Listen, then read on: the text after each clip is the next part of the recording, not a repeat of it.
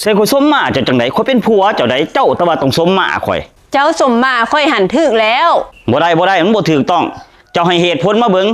เป็นหยังจังสิให้ข่อยสมมาเจ้ากระแทนค่าน้ำนมค่อยนี่แล้ว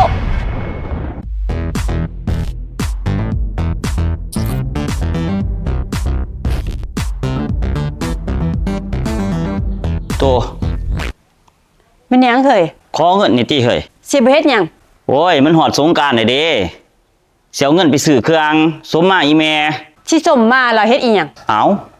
ปีใหม่ปีเหมือนก็สมมาเราตะว่าแทนบุญแทนคุณเราค่าจุค่าน้ำนมเราขอขมาเราติอันใดเฮ็ดบ่ถูกบ่ต้องน่ะเราเลี้ยงมาผ้าใหญ่ซีนตอนนาป้าตอนใหญ่เราเลี้ยงข่อยมาคันบ่ได้กินนมเราข่อยสิมาสิใหญ่มาฮอดทุกมื้อนี่คุณค่าน้ำนมของแม่หั่นโอ้คุณค่าน้ำนมนี้ยิ่งใหญ่มหาศาลเนาะมันก็แม่นหั่นแหล้วก็ได้ถ้าซั่นค่อยสิเอาเงินให้เจ้าไปสมมาแม่เจ้าบัดเจ้าสมมาแม่เจ้าแล้วหั่นมาสมมาค่อยนี่ใดใส่ข่อยสมมาเจ้าจังได๋ข่อยเป็นผัวเจ้าใดเจ้าแต่ว่าต้องสมมาข่อยเจ้าสมมาค่อยหันถึกแล้วบ่ได้มันบ่ถูกต้องเจ้าให้เหตุผลมาเบิ่งเป็นหยังจังสิให้ข่อยสมมาเจ้ากระแทนค่าน้ำนมค่อยนี่แล้วคือว่าซั่นค่อยถามเจ้าคืนเจ้ากินน้ำนมแม่เจ้าหันจักปีก็สิเบิดปีไป2ปีนี่แหละข่อยก็ออกนม